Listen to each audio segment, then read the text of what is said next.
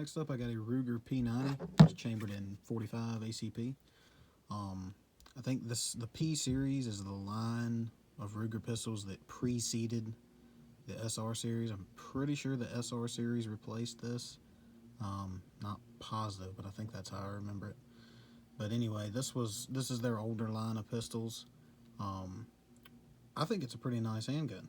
I've never had any reliability issues out of it, and this one has gotten shot a lot because this was one of the only guns in my house growing up, because my dad was never really a gun guy, but he did have this, and anytime he took me out shooting, this was something that we took. I've always been able to hit what I'm shooting at with it. It's never given reliability issues, and it's really hefty for what it is, but I mean, it's a 45. I don't know many lightweight 45s, but I think it's a nice gun, and I know a lot of people wish that Ruger never got rid of the P series. Me personally, I don't have any preference one way or the other. I think that SR series is nice. No experience with the American line, but make no mistake, this one's nice as well.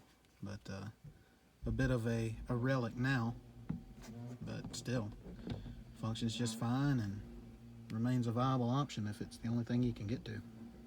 Next up, I've got a Ruger GP100 Match Champion. It is a 6-shot 357 Magnum, and man, do I love this gun. This gun, I love the sights on it. It's super accurate. It, contrary to what you might believe, it does not punish the hand with these wood grips.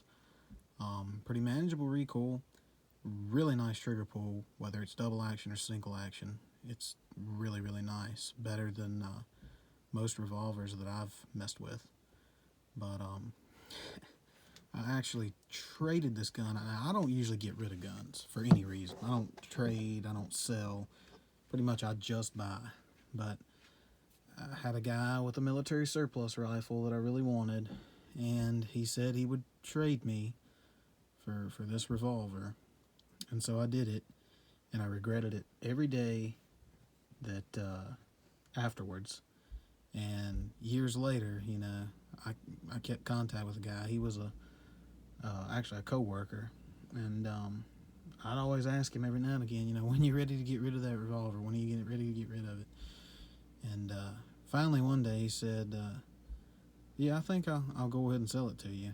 And he said, it's still like he gave it to me. I've never even took it out and shot it. He does a lot of buying and trading type of stuff. So anyway, years later, I finally got the pistol that I traded him back, and that's this one right here. And I really, really am glad to have it back. It's one of the nicest revolvers I've got, and I'm glad to have it, and I definitely will not let it go again. Next up, I got a Taurus Raging Bull in 44 Magnum. I bought this a long, long time ago before, I knew about Taurus's spotty reputation. I think most of those issues are more towards semi-automatics, but I'm sure that they've had revolvers with problems too. But this particular one, I've shot it a lot because for many years it was my only 44 Magnum, and I love to shoot 44 Magnum. I love to shoot big revolvers, and it's never given me a single problem. Other than sometimes the spent shells are a little sticky to get out of the chambers, but if I ever got around to polishing the chambers, that would probably go away. But anyway, it's decently accurate. You can hit what you're shooting at with it as long as you're not trying to shoot tops off of bottles. But very, very heavy, as you would expect most 44 Magnums to be. But this one is even heavier than most 44 Magnums I've handled. But really beefy gun. But I guess you would expect that for most 44 Magnums.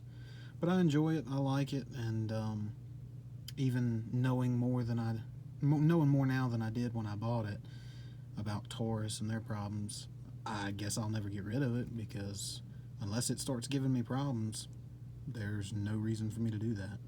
So yeah, my one and only Taurus that I actually spent money on, and that is the Raging Bull. Next up, we've got my everyday carry piece. This is my Bond Arms Roughneck, chambered in 45 long Colt and or 410. People can say what they want. They can carry all their micro compact 9mm and all that, and you know, their 10, 12, 15 shot mags. I don't care what you say. If you can't get it done with this right here, you don't need to own firearms. And I am completely kidding. I do I do not carry this every day. Matter of fact, the only time that I carry this is either to the range, or if I'm going on a fishing trip, I'll drop this in my pocket in case I see a venomous snake, which this does have, I think 3 snakes. This thing's got 3 snakes to its body count. And like I said, there's a lot of cottonmouths and copperheads around where I live, and they always seem to really love the ponds that I fish at. So that is exactly why I bought this. And yeah, other than a fishing trip or the occasional range day where this thing makes the cut, that's the only place I shoot it at, and that's the only use I really have for it. But while it's a very specific use, it fills that role very well. No snake has ever walked away when they face off against this. So $350 well spent for what it is. But yeah, this is my Bond Arms 410/45 long Colt Roughneck. And let me just reiterate, I was kidding about it being my EDC. It is not my EDC. Next up, I'll show you my actual EDC. This is my Sig Sauer P365 9mm. This is, in my opinion, the best carry gun on the market. I mean, you've got the Hellcat out now. You've got people that want to carry the micro single stack Glocks. That's fine. That's fine. Everybody's got a preference. That's fine. But in my opinion, this is the finest carry gun on the market. It is super compact. I've got the 12-round extended mag in it right now. That's how I like to carry it, because I really like getting a full 3-finger purchase on the grip if possible. And yeah, this thing, this is one of the guns that I shoot the best groups with out of all of my guns.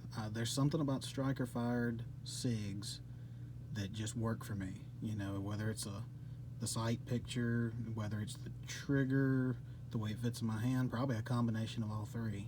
But combined with how well this conceals, how light it is, and how well I shoot it, this is hands down, for me, the best carry gun on the market, period.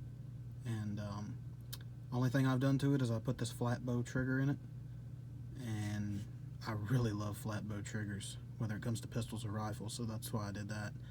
Same pull weight as the stock curve trigger, but I just like that better. It's just a personal preference thing. But yeah, that is my actual EDC, my Sig Sauer P365. Next up, I've got a Ruger LCR, and this one is chambered in the 327 Federal Magnum. I bought this, well, I bought the 327 Federal model for one reason. Well, several reasons. The big reason that I bought it was because it adds one more round. This is a 6-shot compared to the normal 357/38 LCRs are 5 shots. That was my reason for buying it, and my justification for that reasoning was 327 Magnum is not that far off on the charts from 357 Magnum. Is it equal? I don't think so. No, not quite. But the difference to me is more than negligible enough to justify adding that one more round as being a reason to choose it. It's a very hot, very snappy round, just like 357.